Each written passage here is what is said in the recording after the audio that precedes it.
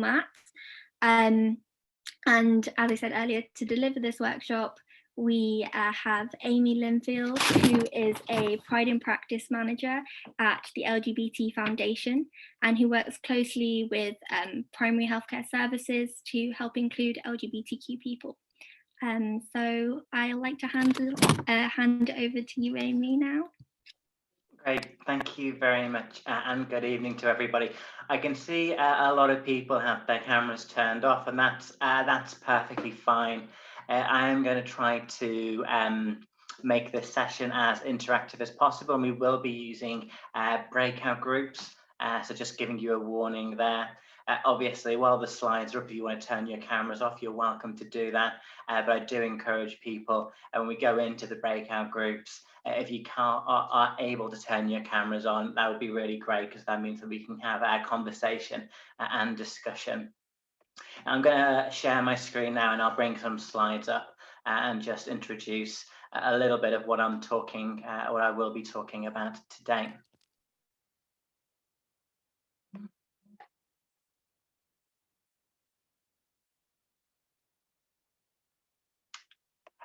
So yes, our theme today is looking at LGBT experiences in primary care. My name is Aimee Linfield and my pronouns are she and her. I manage the Pride in Practice program in Manchester.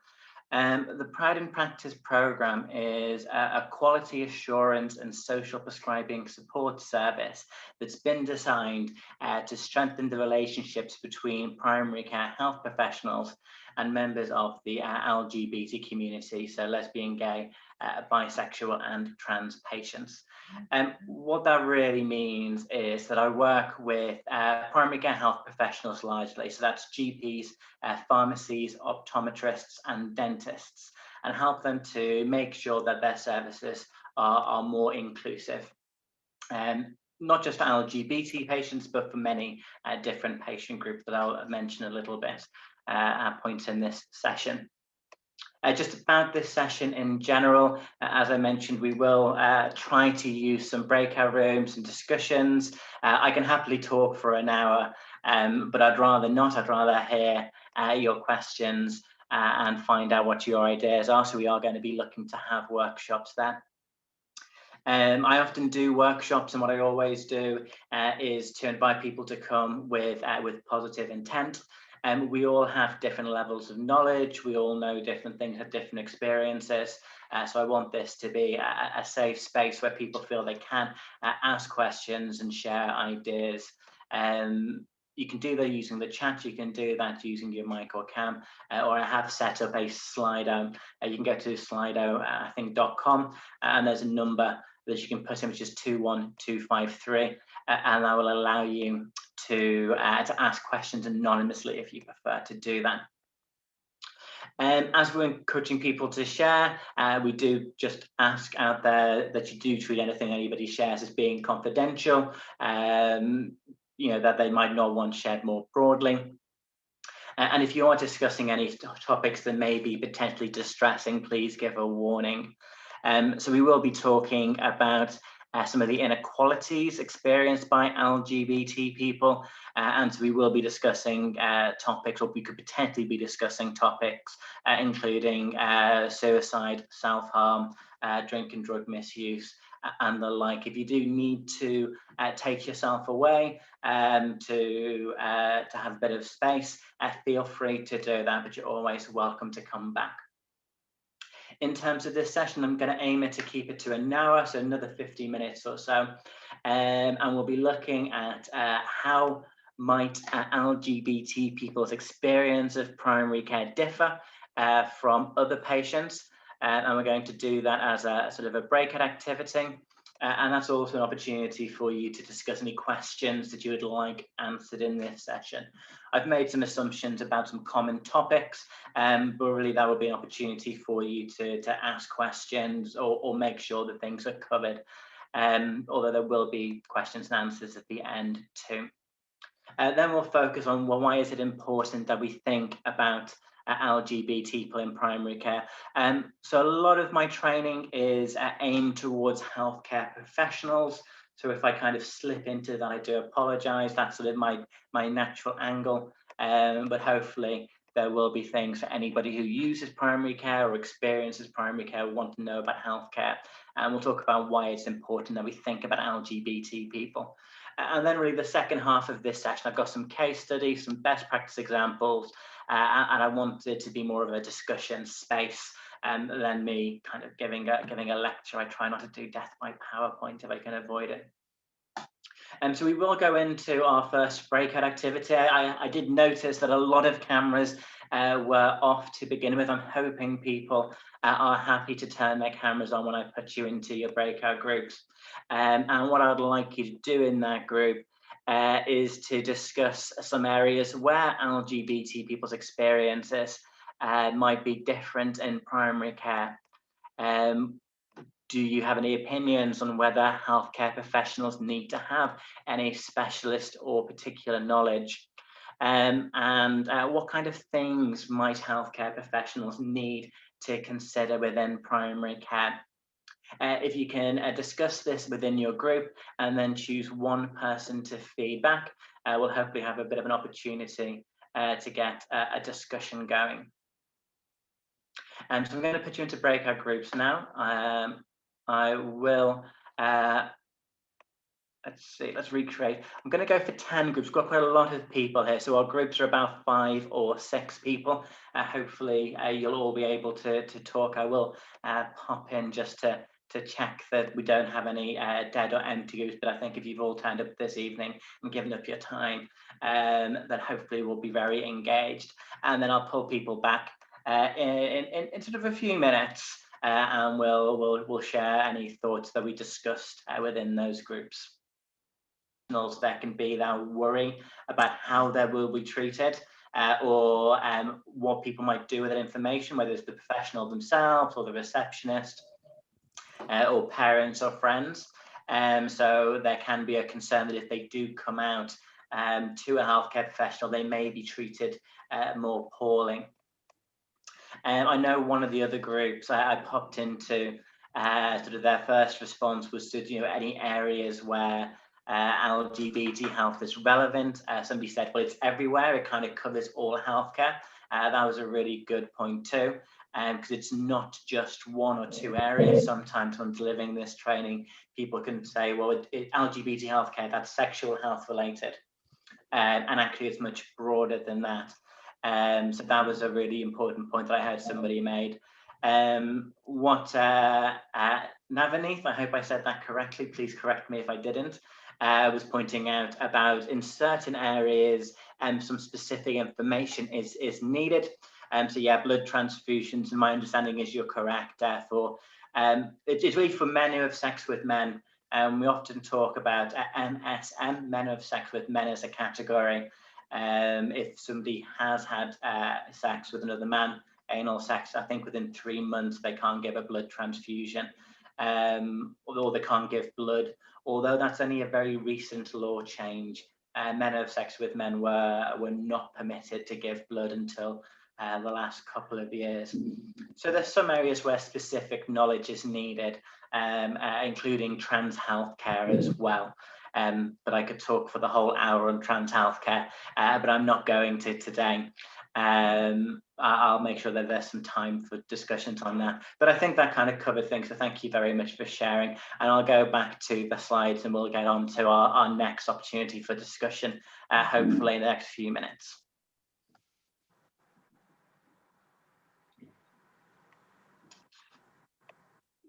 So yes, optimum delivering this training, sometimes healthcare professionals can say to me, well, why do we need to know this? Are LGBT people all that different? Pardon me. We don't want to do something special or different for one group. We want to treat everybody the same, and that's our philosophy. And I'll talk more about why that isn't helpful to patients later. But really I wanted to start off with this quote. So this quote comes from Dr. Michael Brading, who is the National Health Advisor for the NHS England. He's also an advisor at King's College Hospital, so I don't know if that is linked with King's College University. I'm not from London, I'm a northerner, so I don't know if there's a link there.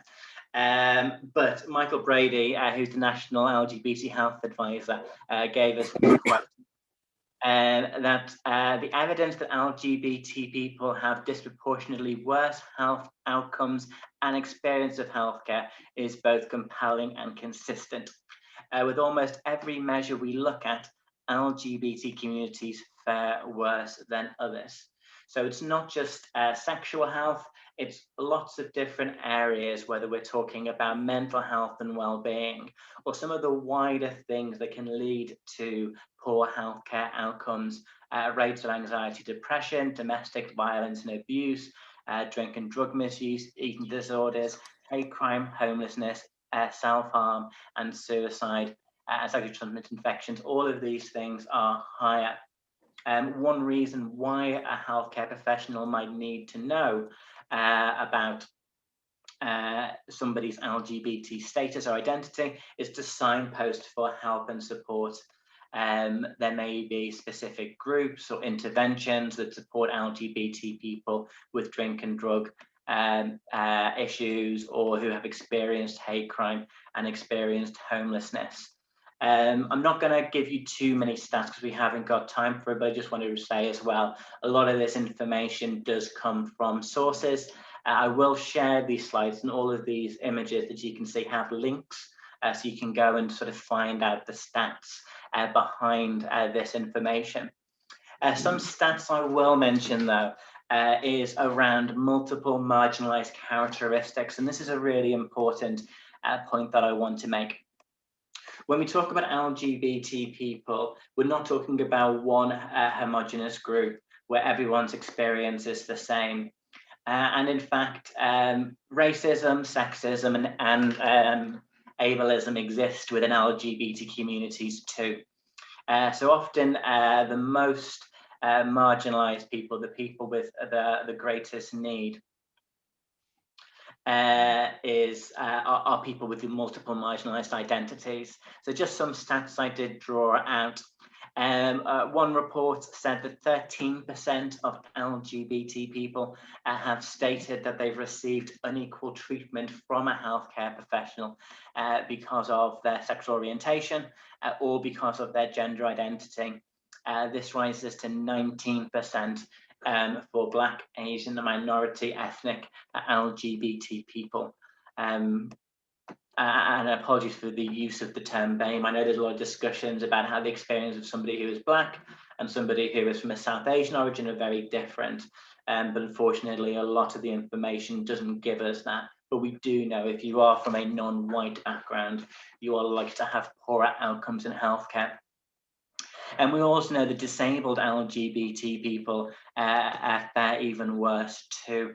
A disproportionately high percentage of people who are LGBT would list themselves as being disabled. And a 2018 survey found that 31% of non-disabled LGBT people felt that life was not worth living at some point in the year preceding the survey. This rose to 59% for disabled LGBT responders. And that was 2018. Quite rightly, with sort of measures from the COVID vaccination, it's been pointed out how Black, Asian, minority ethnic communities are being disproportionately affected by COVID measures. And that's also the case for LGBT communities. So it's likely that this figure is much higher. And we also know within the wider LGBT sort of banner that the experience of trans and non-binary people are poorer than general. So a 2017 survey found that 52% of LGBT people experienced or report experienced depression in the previous year, and that includes 67% of trans people and 70% of non-binary. So it's important when we're talking about healthcare inequalities, we think about those intersecting identities. If you're not familiar with intersectionality, I do recommend going away and having a look at the work of Kimberly Crenshaw. She did a lot of work on how intersectionality sort of helps us to understand the most marginalized members in society, that we can't just talk about these things in terms of anti-racism or feminism or homophobia or transphobia. But when we're thinking about social justice, when we're thinking about patients, we need to think about how these characteristics overlap. And this image, or a version of this image, is one I often show. I've gone for a bit more complicated image, but often you'll see sort of a level fence. I'm not quite sure why I went for the more complicated one, because it takes a little longer to explain, but I'll try and cover this sort of quite quickly, because it's quite a significant point. So often people can tell us that they believe that by treating everybody the same, that's the best thing to do. That's equality, and that's a right within healthcare. But the fact is, everybody who accesses healthcare comes with different needs. They come with different levels of privilege, and they come with different levels of marginalization. That's why the ground goes down and the fence goes up. And so by treating everybody the same, yes, that may help certain members in society, certain people, to access a certain level of healthcare, but it doesn't help everybody because of these wider issues. So within healthcare, we talk about focusing on an equity of outcomes, trying to consider the needs of the individual patient and how we can ensure that all of the healthcare outcomes are the same. And I like this slide as well, because when I talk about lesbian, gay, bisexual and trans people having barriers to accessing healthcare or having poorer outcomes, it can sound like I'm saying all LGBT people have that experience, and they don't. Many LGBT people can access healthcare services, primary healthcare services, very easily without any additional assistance. But for others, there may be barriers, there may be negative experiences. They may be worried about sharing information. They may have had people make the incorrect assumptions in the past, where they've had to correct a healthcare professional. And so those things can be barriers, and we can help people overcome those barriers by using open and inclusive language, by having posters, and by doing monitoring and giving people the opportunity to disclose their LGBT identities on new patient registrations within primary care. It's the best place to do it is within primary care. But equally, we need to be very mindful of people who have multiple marginalized characteristics, or maybe marginalized in different ways. So the experience of an older gay Jewish man are very different to other older men, other Jewish men, and other men. And so we may need to support them in different ways to access services. A young person coming out as trans or non-binary within a community of faith, or a different ethnic origin, it may find that they're encountering more barriers or more discrimination because of those multiple characteristics. And so that's why we need to be thinking of these things in a more holistic way. A lot of it can be guided by the Equality Act 2010. And what this does is that talks about a number of characteristics of people who experience marginalization and discrimination. And these can be historical or current. Often a lot of them was sort of historical legislation didn't protect people, but those things still have sort of an effect today. In this presentation, I'm focusing on this session, I'm focusing on two characteristics, sexual orientation and a person's trans status. The Equality Act talks about gender reassignment, which is a bit of a clunky term, but gender reassignment refers to whether somebody has or intends to undergo a process to change their gender from which they were previously known as. We normally talk about trans status because it's a bit easier to understand. But the other characteristics are equally important, and the principles we're talking about apply to these different characteristics, such as age, disability, marriage and civil partnership, pregnancy and maternity, race, religion and belief, and sex. They're the 9 characteristics. Again, some of the language is a little bit clunky. Race is the term used to refer to ethnicity, nationality, and colour. And sex actually just refers to somebody who has the characteristics of male or female. Sex is not about somebody's biological sex.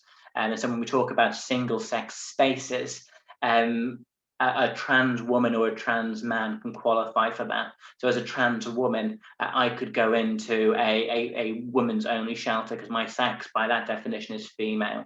There are some cases where you can discriminate, where you can have an exception, but they are very specific cases that I won't go into now. But the point I'm just making with this slide is all of these things do intersect. And now when we're talking about LGBT people, we need to think about disabled LGBT people and LGBT people's experience of pregnancy or race, ethnicity, and so on to kind of make sure that we're thinking about it in a more holistic way. So that's kind of the background. It's been a bit of a whistle stop, and I've kind of made the assumptions that you're all okay with language. Often my training sessions, the first half can be an LGBT 101, but I've skipped that for today because I really wanted to get on to some discussions around case studies. So a lot of our cases, a lot of our questions do come around sort of support for trans and non-binary patients within a practice. So in this case study, we have a healthcare professional. They're seeing a patient for the first time, and they don't know that person's gender identity. So the question here is, how should they refer to that patient? Should they make a judgment based upon the patient's physical appearance or dress, thinking that they'll probably be right? Should they avoid using words like he or she? That way they won't get it, they won't be wrong. Should they use gender neutral language? Should they talk about this person and use words like they or them? Or should they do something else? So I'm going to come off my screen share now so I can see all of your lovely faces. And what do you think about that case study? What should somebody do? Or what would we expect a healthcare professional to do if they don't know what our gender identity is? I can see Andrew has raised his hand. Thank you for doing that. You ask them what they want to be identified as? Yep, that's one option. You can say, how do you identify? Yep. Any other ideas?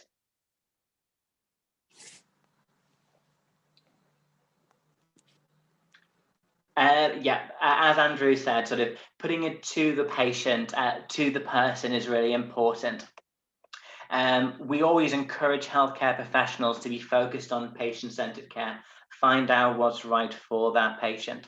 And we always say to use language that is open and inclusive. So when we meet any patient or when any GP meets a patient, they don't know how that person wants to be referred to. So we would recommend using a term like, how would you like to be referred to, as an open term. That way the person can say, oh, I'm Amy, I use she and her. Or that person can say, my name's Elizabeth, but I go by Beth or Lizzie or whatever. So it's using an open term. But the truth is, although we were talking about trans and non-binary people, you'll see from this slide, actually we don't identify the patient as being trans or non-binary. We just say that the professional doesn't know that person's gender identity. Because we can never know someone's gender identity by looking at them. I've had non-binary colleagues who dress in a way that's normally associated with masculinity or femininity. I've made a mistake sometimes and referred to one of my non-binary colleagues as she when they went by they or them. So we'd always recommend, if you don't know someone's pronouns, to use that gender neutral language, asking them how they wish to be referred if you get the opportunity, or do demographic monitoring. Within primary care, it's a really good place to have to be asked around it. GP surgeries can update people's sexual orientation. They can update their gender identity status as well. Dentists often ask people to review forms too. So it's that open language, that patient-centered care, that's the key. And just to avoid making assumptions, that's going to be one of our key themes within this session. And often I do get asked people, well, what happens if I do make that mistake? And as I mentioned, I've made mistakes with non-binary colleagues too. We're all part of a society that is heteronormative, is cis-normative, that assumes that everybody is heterosexual or assumes that everybody is cisgender. And so when I make a mistake, which I try not to, you know, that's part of the reason why. But what I always say to people, if you do make a mistake, you need to acknowledge it, apologize, and do better. I was actually misgendered by my own GP practice the other day, which I was very annoyed at because I trained them less than 6 months ago. And the receptionist who misgendered me and referred to me as he, she did it twice, and both times I corrected her. And she kind of excused it off. She said, oh, I've got COVID brain or something else. And as a patient, that made me feel like I wasn't being accepted by that practice.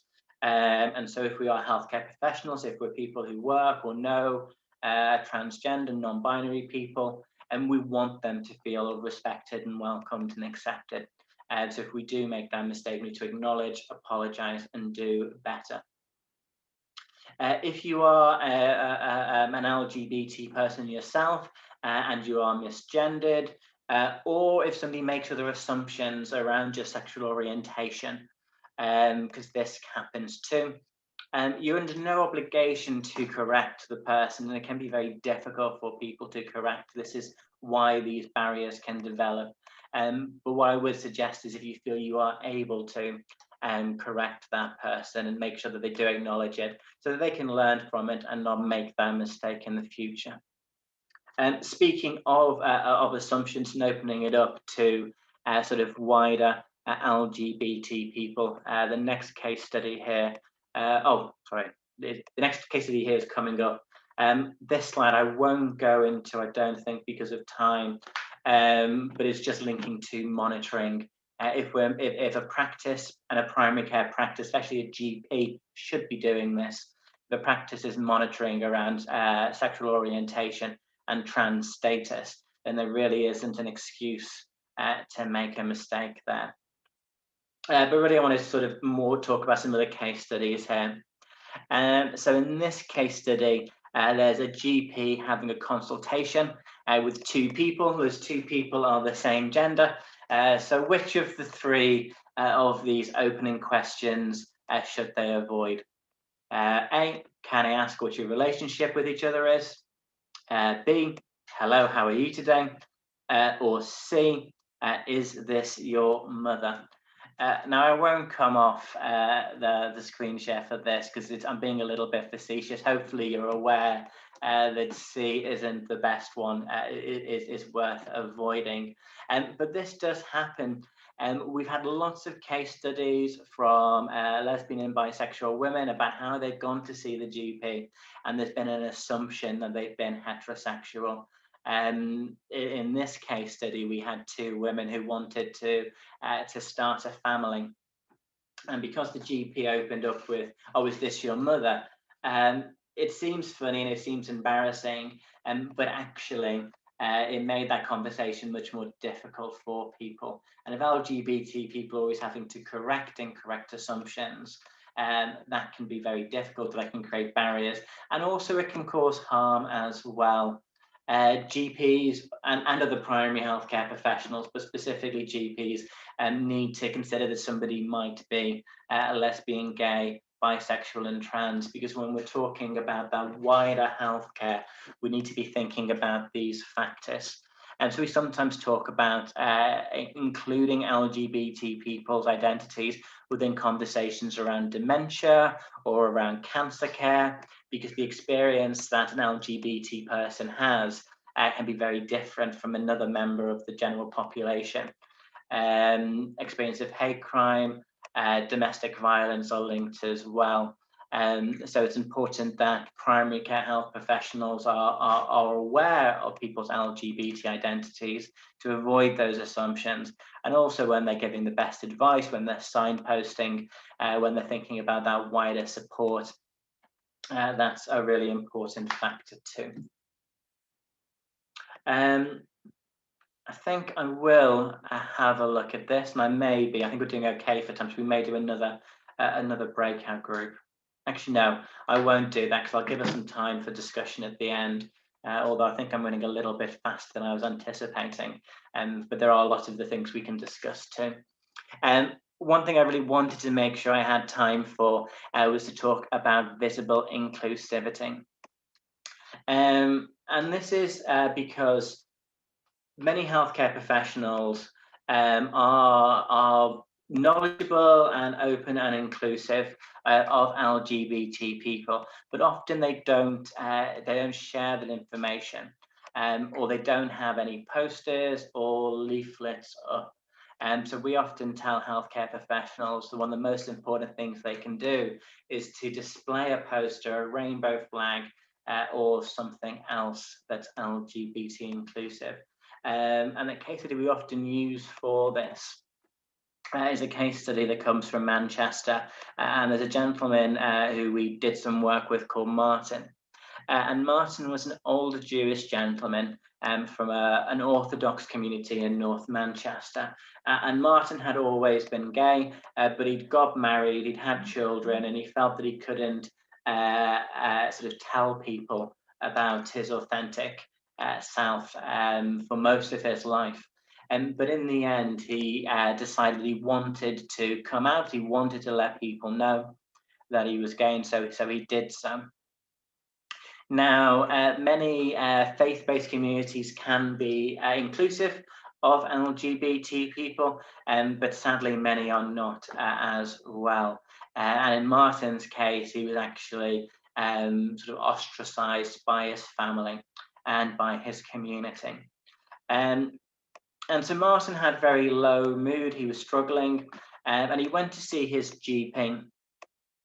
And we make sure the GPs have a poster like this one up. So I deliver training to GP practice, deliver an award and other resources to practice. We make sure that they know the most important thing that they can do is to have a poster up. Because Martin saw that there was this poster in his GP surgery. And that meant he had a conversation with his GP. He was able to talk about his mental health. In other cases, if somebody is smoking more or using drink and drugs as a way to live with anxiety, which could be related to their sexual orientation or how they're treated as an LGBT person, and they may be worried about sharing that. But because Martin saw this poster, he knew that he could have that conversation.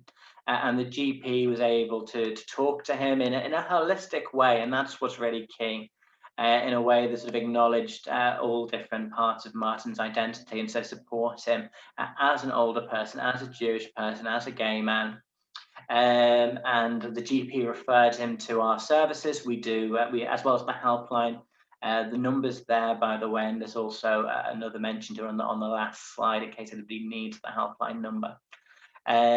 But Martin phoned that helpline, he got in touch with us, and he was able to get counselling and support.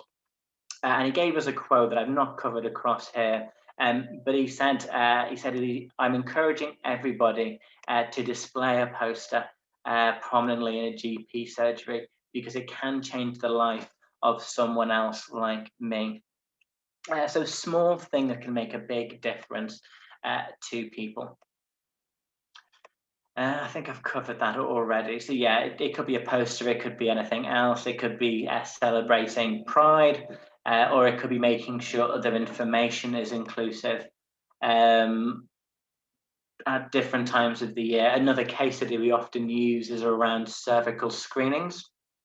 So often when we talk about people not attending cervical screenings, a lot of people may think about trans and non-binary people. But actually lesbian and bisexual women are less likely to attend cervical screenings than the general population. Before 2009, they were advised they didn't need to do that. And so we encourage practices to make sure that during campaigns around screening, that they're reaching out to make sure that there's information there that anybody who has a cervix needs to have a cervical screening, whether they're listed on the file as being a woman, or it could be the case of a trans man. So a trans man is a man who has a cervix or could have a cervix.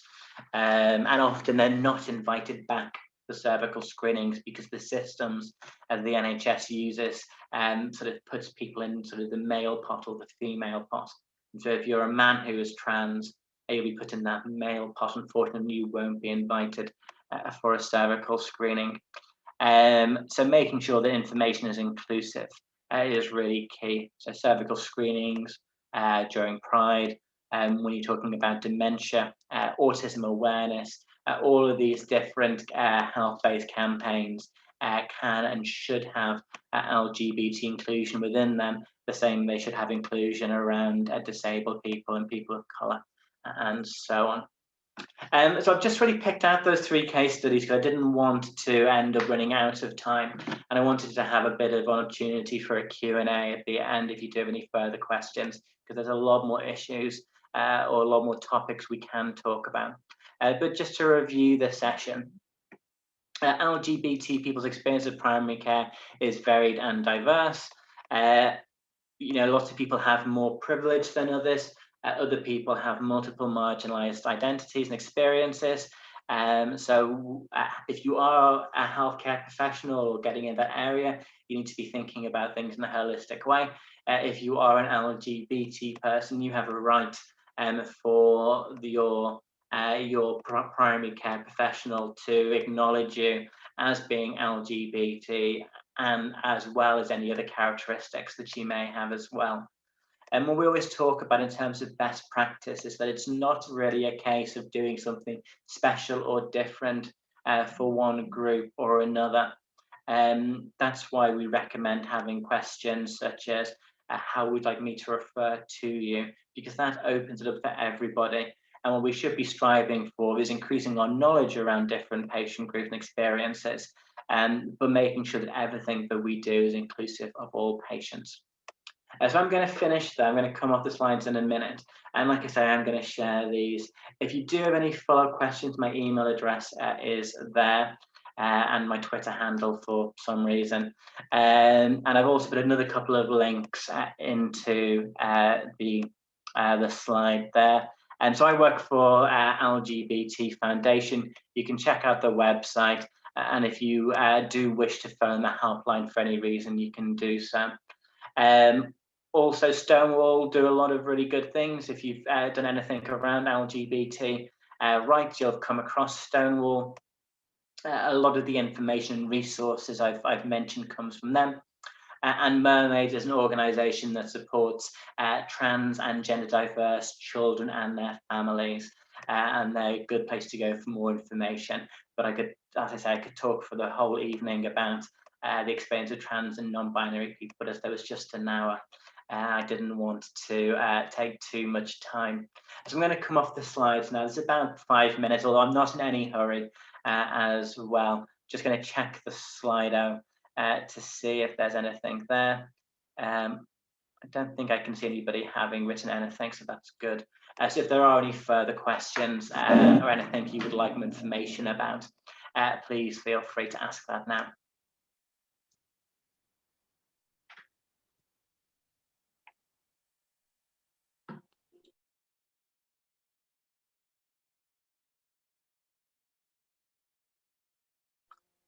You can put it in the chat, so you can follow up with me afterwards. It's a little bit of a whistle stop everything, but hopefully I've kind of given you sort of a little bit more information about LGBT people's experience within primary care.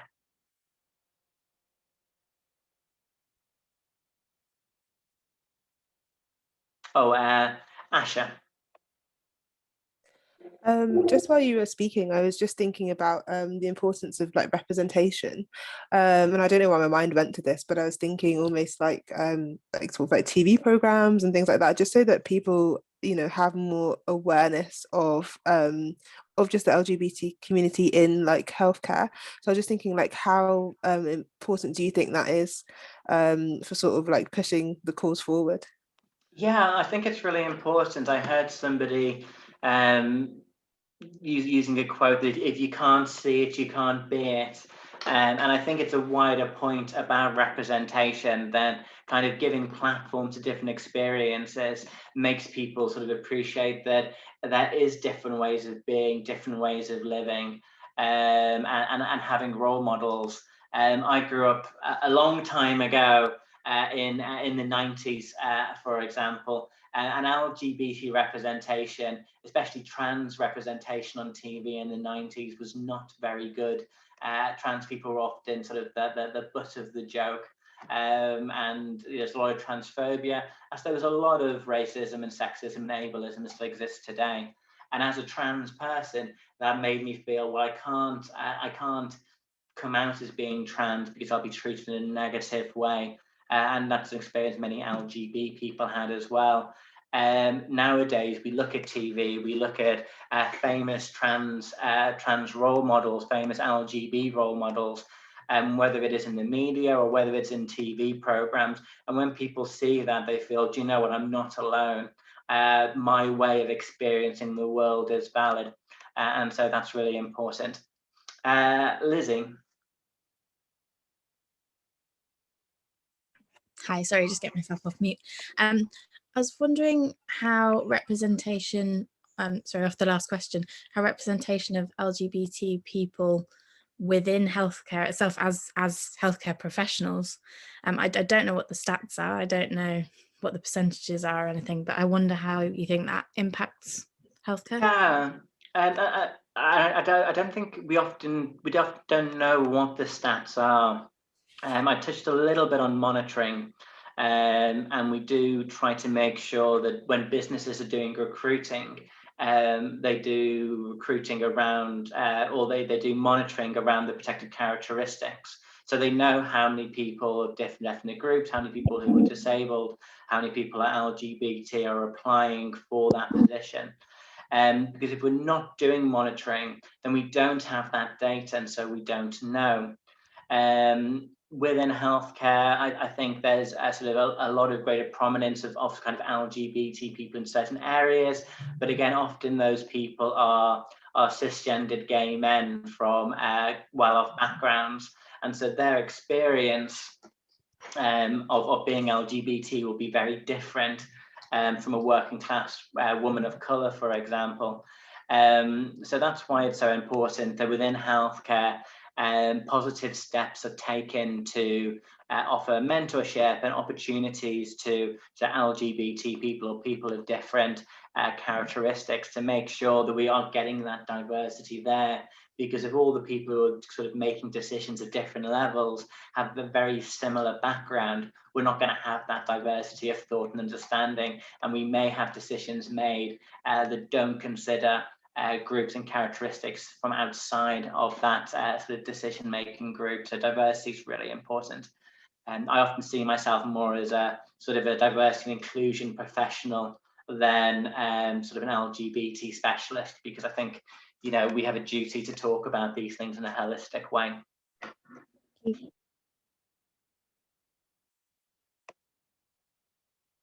Any other further questions, comments, queries? So I think I can see. So there's a few things in the chat. Thank you for that.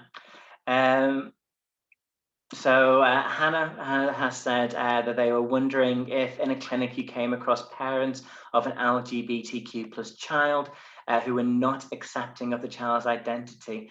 How would you go about addressing this? Yeah, that's a really difficult question, because obviously, you know, that child is a minor, that child is under the parental care. It's a really difficult one, and I'm not very experienced with children and young people myself, so it's a little bit outside of my area of expertise. That's why I would normally signpost to mermaids for questions like that. I mean, I think if you're the clinician in that case, you have to sort of respect the rights of the parents, you know, as harmful as that can be. Really, we want children's sort of identities to be acknowledged and for them to have self-expression. But if the parents aren't supportive of that, that's difficult. I guess if I was a clinician in that case, I would have a conversation with the parents about what negative impacts that could have on the child, if they're not allowed to express themselves in whatever way, and hopefully try to help those parents understand that that child hasn't chosen to be LGBT. You know, people don't choose to be heterosexual, people don't choose to be cisgender, and people don't choose to be gay or trans, and that sooner or later they either need to accept that child, or you know, they could end up losing that child in one way or another. So it's a really, really difficult question, I'm afraid. And again, I apologize if I say this name wrong, from Gishira, the inclusion of voluntary questions about gender identity in the Census 21 will give a lot of evidence for policymakers and governments to give them equal rights and care like others. Yes, it has been a very long campaign for questions to be included within the census. I don't think sexual orientation has been included in the past. It is being included now.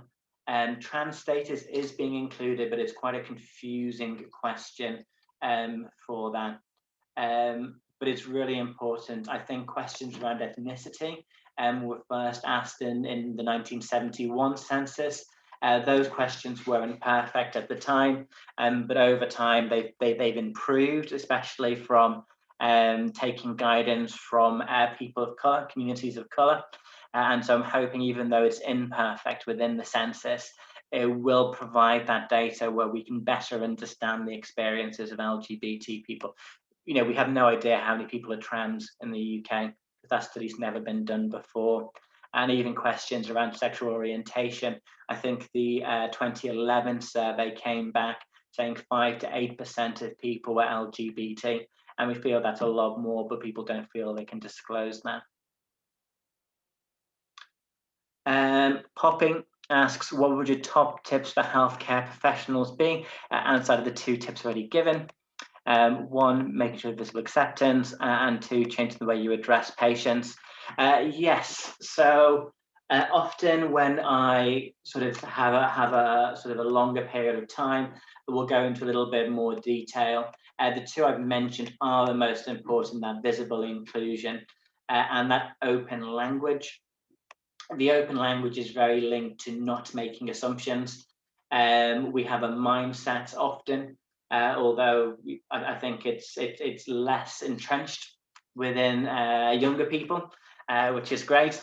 But we often have a mindset that kind of expects things of people, and we all need to be as open-minded as we can around any of these characteristics. So not making assumptions is really important and valid. Other things that I mention is making sure you implement monitoring, making sure you know where to signpost. If you are a healthcare professional, there's only so much that you can do. This is why social prescribing is a really big thing in the NHS. So you may want to send somebody to a peer support group. There are different groups to support people living with cancer or giving up smoking who are LGBT. That's because some of the feedback is that if LGBT people have accessed these groups, those groups can be quite heteronormative or cisnormative. And so to access that support group, an LGBT person might find they have to keep correcting other members, or the other members of the group make assumptions around who their partner is or what their gender is. And so if you can be aware of any LGBT specialist support out there, that's key. I also haven't mentioned much around domestic abuse. I spoke to our domestic abuse advisor the other day, and I think she did say that domestic abuse is more common in LGBT communities, but many domestic abuse services are expecting women who have been abused by men to come. And often same-sex domestic abuse can have a different dynamic. And the organisation is a Gallup for that, that supports that. And then the last thing I always say is, as a top tip, I deliver a lot of training. I delivered a training to a session today to a practice down in London. And one of the key questions I had to them was, how are you going to build on this learning? Historically, sometimes diversity and inclusion was seen as, well, we'll do gay people one year, we'll do black people the next year, we'll do disabled people the next, and then that's job done. And what we always say is, you need to be thinking, well, how are you going to integrate these with learning going forward? How can you not rest on your laurels? How can you have discussions and talk about characteristics at different points? So that's what I would say are my top tips.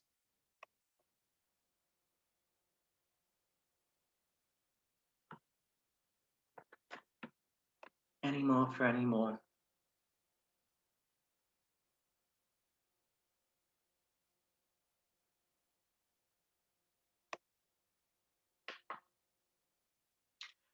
Great. Well, I will finish there. Is